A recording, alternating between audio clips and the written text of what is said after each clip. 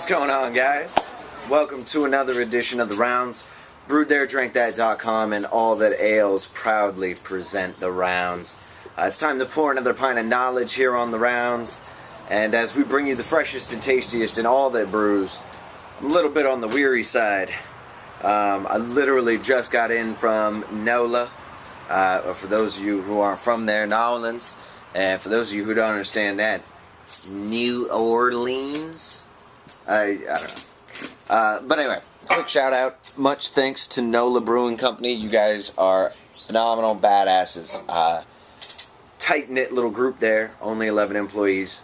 Check out the episode, please. And any chance you get to buy their beer, buy at least a case. Now, that being said, I'm back on the home turf, as it were, and we're going to keep it local. So we're going with Terrapin. For those of you who aren't familiar, Terrapin is out of Athens, Georgia.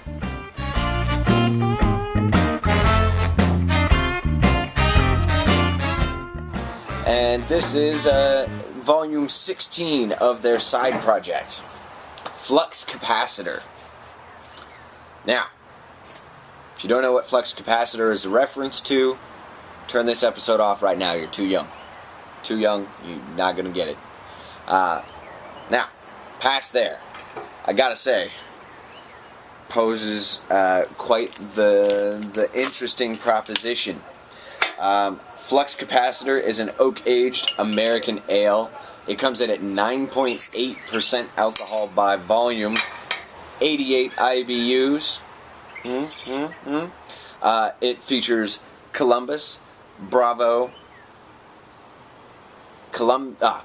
Nugget Bravo, and is dry hopped with Chinook hops. So 4 different hop varietals, coming in at a total of 88 IBUs. It is an oak-aged American ale, and past that, they didn't get into too many specifics. That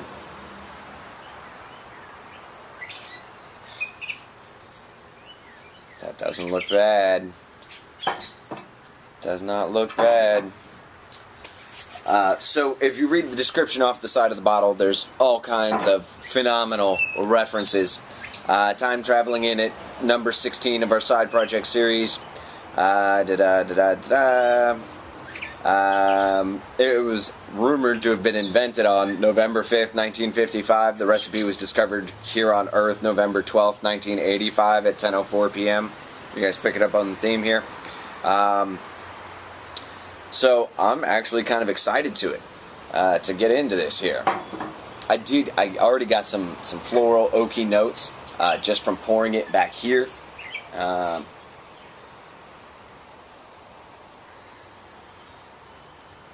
Ruddy copper, almost into a brown category. The nose is already mellowed out just a little bit. Not a white head, more like the top of a cafe au lait or a cappuccino. It's kind of almost a tan or a khaki. Thick. A bit of body to it. Cannot see through it. Wow. Big oak presentation. That first sip, the middle of the flavor profile, was completely dominated by oak. And then it really kind of gave way to a complement of that malt. I got a really nice hit of almost kind of a butterscotchy characteristic, and there was just a little sharp hop bitterness at the end. Now that was the first sip, and this has already started to warm a little bit.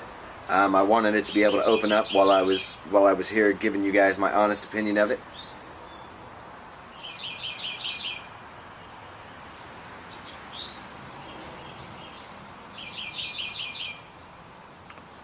Almost kind of a dried fig. Some candied fruit in there. That's big. That's a big beer. Again, 9.8% alcohol by volume and 88 IBUs. The hops are not running rampant here by any means. If anything, the hops are keeping pace with this sturdy malt backbone and the addition of the barrel aging, the oak aging.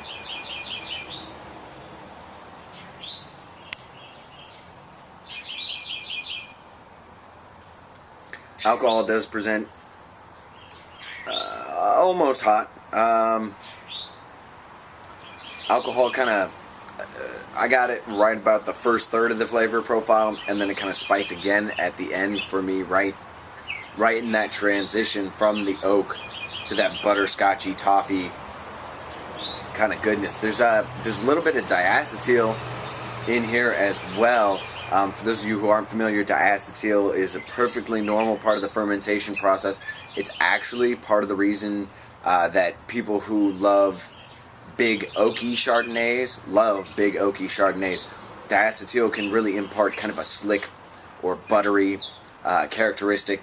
If you want it to be less than nice about how to describe diacetyl, some people might consider it oily. It does add a bit to the mouthfeel, but there are beers where, and some folks think diacetyl is a flaw. So in tasting diacetyl or tasting the slightly buttery characteristic, some folks are going to point to that and say that's a flaw, you need to do away with that out of the beer. I'm not always of that mind. I don't believe, especially in the wonderful world and organic process of beer, that there are fixed methods that one need always cling to. So, for instance, not only do you get a good bit of diacetyl out of the Phlux Capacitor, which is really, really nice, one of my favorites is Hop Crisis from 21st Amendment. It's one of my top 3 Imperial IPAs, I think, of all time. Additionally, it is also a oak aged. It's aged on oak chips and imparts a very buttery or diacetyl characteristic to it.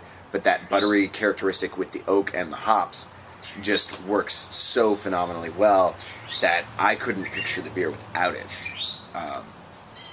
But this is nice. It's like I said, a little bit of diacetyl comes in the later half, the second half of the flavor profile.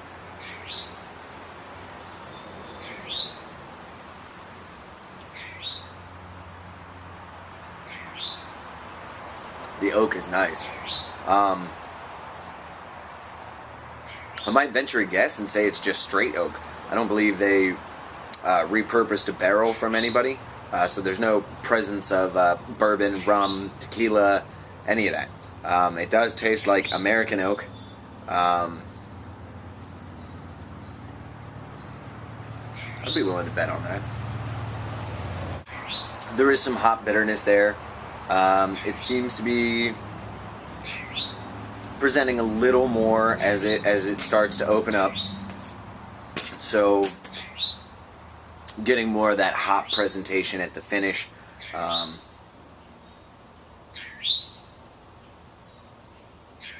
Bang on. Bang on. Price point on this one was a steal. I believe the 22-ounce bomber came in at about $7 to $8 per serving, and at 9.8% to get an oak-aged ale at 88 IBUs and 1.21 gigawatts of, never mind.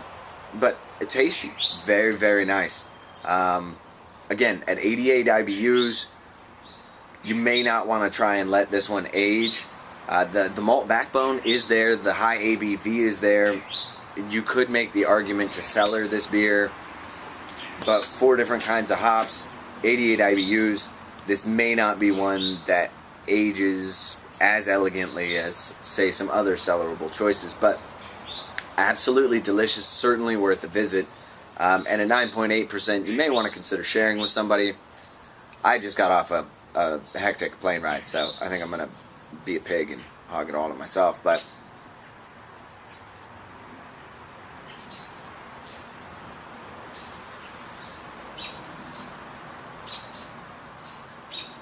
yeah, damn fine work. Damn fine work. Terrapin, thank you guys so much. Tasty, tasty treat right here. And looking forward to more from you guys. That's going to do it for us here on the rounds, people. Remember, please, drink American, drink independent, drink to your health. And we'll see you over our next pint. My name's Glenn. Thanks so much.